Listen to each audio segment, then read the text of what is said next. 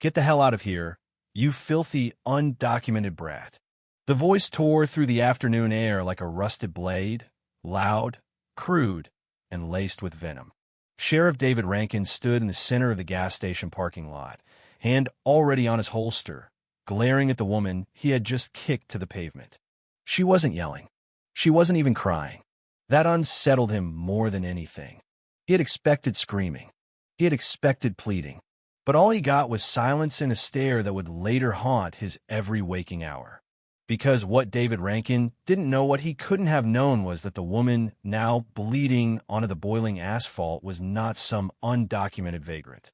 Her name was Agent Nadine Wells, and she was deep undercover for the Federal Bureau of Investigation, gathering evidence in an ongoing probe into rural law enforcement corruption.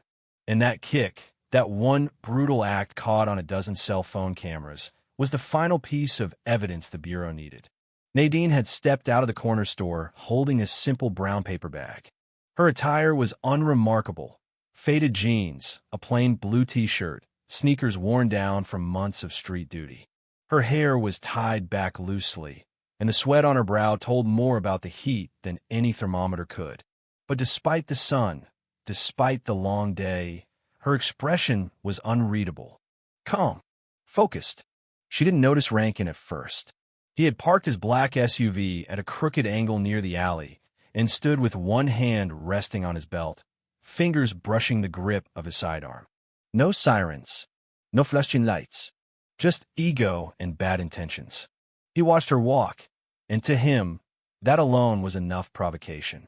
An undocumented piece of trash like you knows how to shop now, he shouted across the lot. Inside the store, a cashier, a young Asian woman, flinched at the volume. Outside, a middle-aged man pushing a shopping cart stopped mid-step, but no one said a word. No one ever did around here. Nadine paused. Slowly, she turned, not with indignation, not with fear, but with calculated stillness. She reached into her back pocket and pulled out a folded receipt, slightly damp from her grip. She walked toward him, holding it out. Rankin sneered and snatched it from her hand with a jerk hard enough to tear one corner. "Who do you think you are?" he barked, handing me this like it means something. She didn't answer, didn't flinch, just kept her eyes on him. Across the street, a boy holding an iPad whispered, "She didn't do anything wrong." His mother tried to pull him away, but he kept recording. That bothered Rankin. The lack of fear, the lack of submission.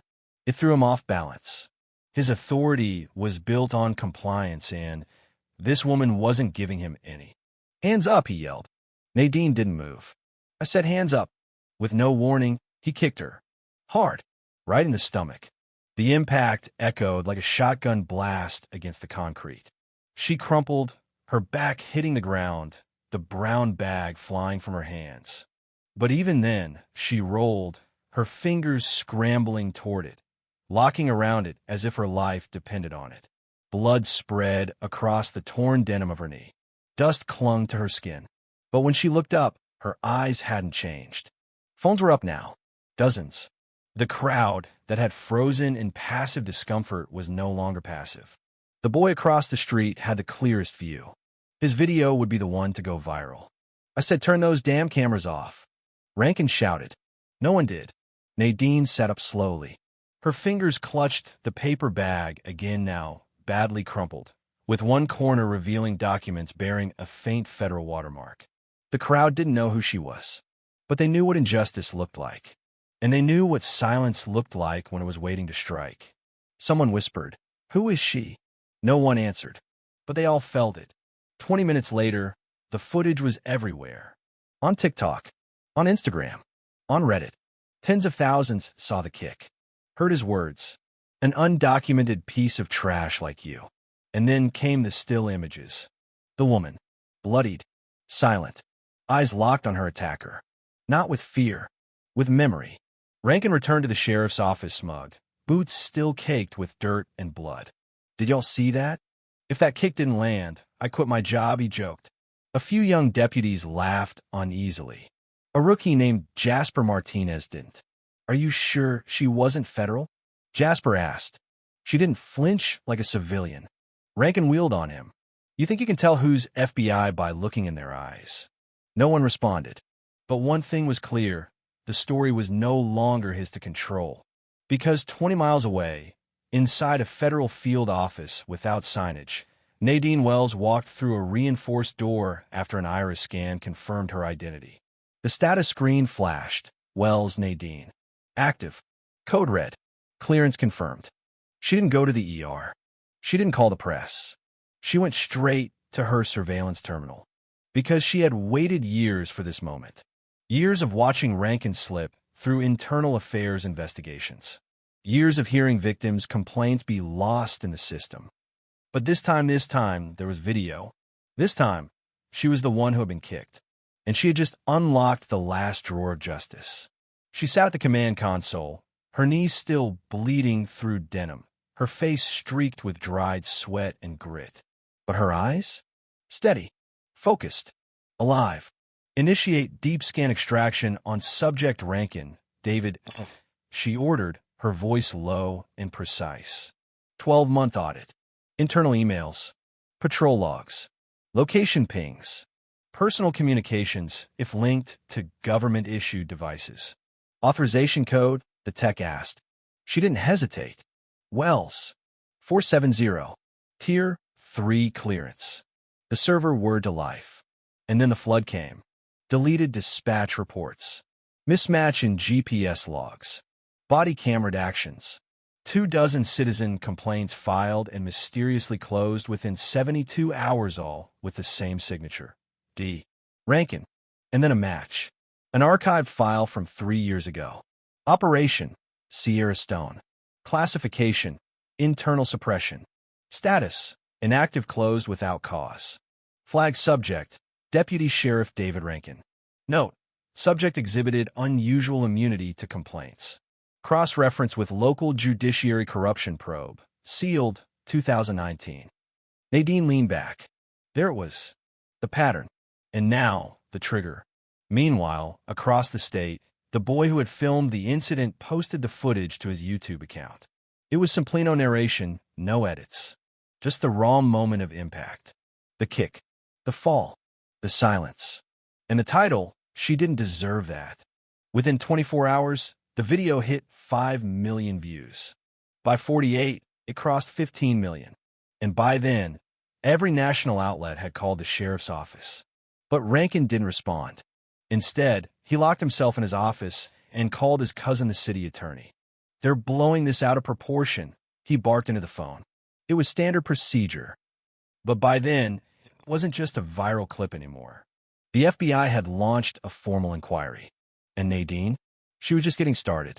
Inside the Bureau's classified communications hub, Nadine cross-referenced Rankin's name with the sealed files from Operation Sierra Stone.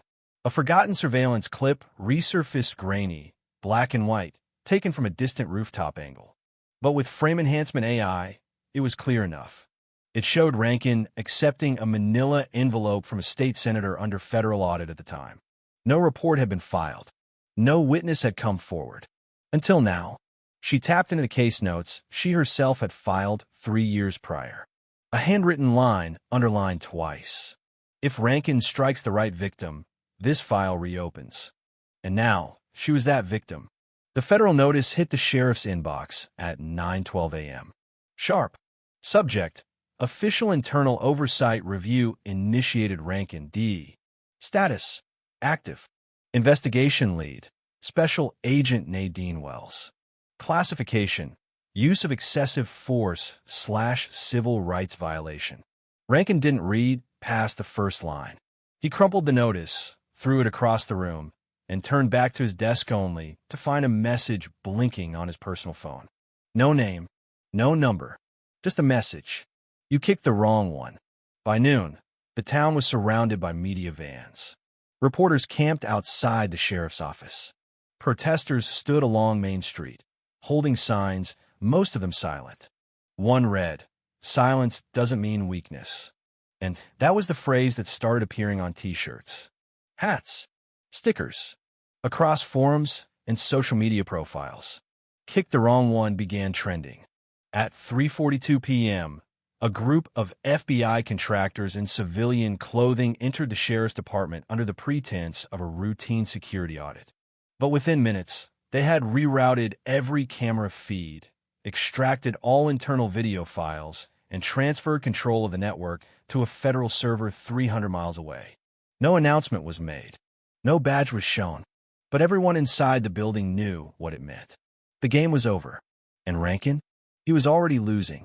Later that evening, in a quiet cafe across the street from the courthouse, Nadine sat alone in a corner booth, her hands resting over the now flattened paper bag.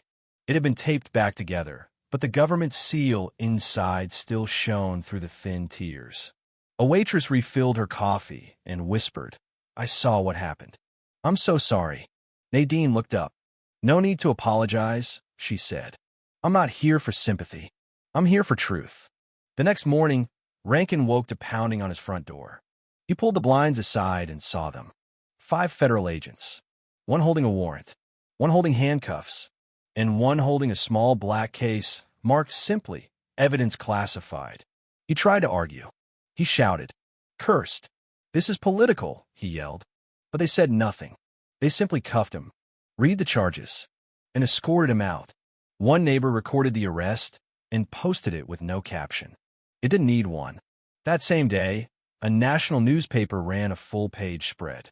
A still image from the original footage. Nadine, sitting on the pavement, clutching the torn bag, eyes locked on the man who had just kicked her.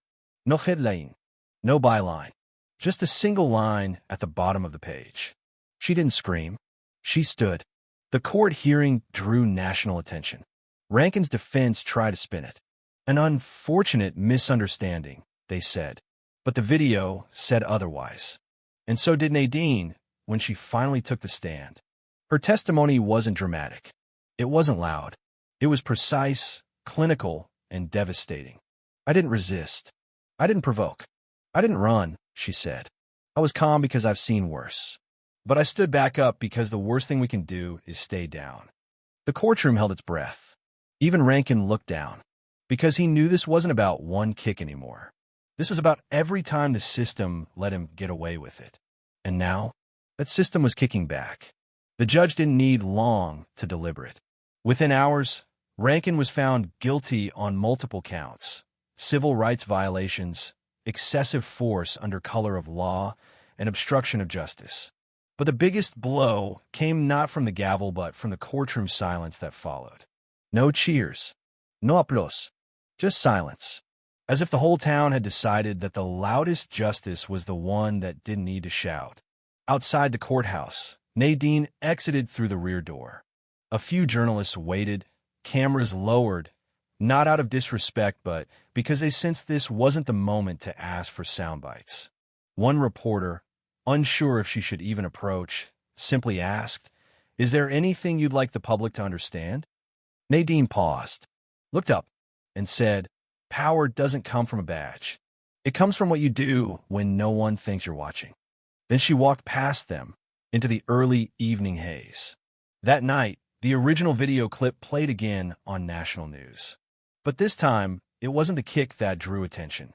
It was the still frame her body mid-fall, bag in hand, head tilted, blood on denim but eyes steady.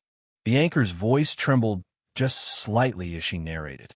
What we now understand is that this wasn't the moment of her defeat. It was the moment justice began to rise. Over the following weeks, reforms began. The department where Rankin served was placed under federal oversight. The city council passed a unanimous vote to create an independent civilian review board for all use of force incidents. And a bipartisan coalition pushed for the Wells Act, a federal bill that would make all police departments nationwide subject to random use of force audits if flagged by independent media footage. Nadine didn't push for it. She didn't campaign. She never even appeared at the press events. But her silence moved more policy than 100 press conferences. At FBI headquarters, her image captured by a security camera, standing tall with the torn paper bag still clutched in her hand, was framed and placed in the ethics division lobby. Below it, a plaque read, "When silence becomes the evidence. Special Agent Nadine Wells." Interns walked by it every day. Some nodded. Others paused and stared. But none forgot. Meanwhile, Rankin's appeal failed. He was sentenced to 12 years in federal prison. But worse than the sentence was the erasure. His face vanished from department walls. His name was removed from all tactical training modules. And most brutal of all, his badge number was officially retired not in honor, but in dishonor. The first of its kind. A memo to all law enforcement systems read, "Do not reuse badge 09127. Reserved for internal historical audit. Status, permanently flagged." 1 year later, on the anniversary of the incident, the boy who had filmed it was awarded a National Civic Medal for citizen journalism. He gave a short speech. He didn't mention himself. He didn't even mention Rankin. He said, "I filmed it because something felt wrong. But I kept filming because she didn't look away. She didn't need anyone to defend her. She made sure the truth had nowhere to hide." In schools across the country, media ethics classes studied the case. But instead of analyzing the moment of violence, they focused on the ripple effect of one woman who didn't retaliate, who didn't scream, didn't post, didn't trend. Just stood, calm, present, unshaken. Nadine never returned to the field. She transitioned into internal affairs full-time. She now trains federal agents on tactical response and ethical engagement. Her sessions are quiet, minimal slides, no dramatiques. But every trainee walks out knowing one thing. Never assume the quietest person in the room is powerless. As for her, she keeps the torn paper bag in her office drawer. Still folded, still patched. A reminder not of pain, but of the exact moment she became undeniable. And outside her building, every spring, a new class of recruits reads the same bronze inscription placed near the main steps. The words engraved are simple. They don't name her. They just say, "Justice does not always shout. Sometimes it just gets back up."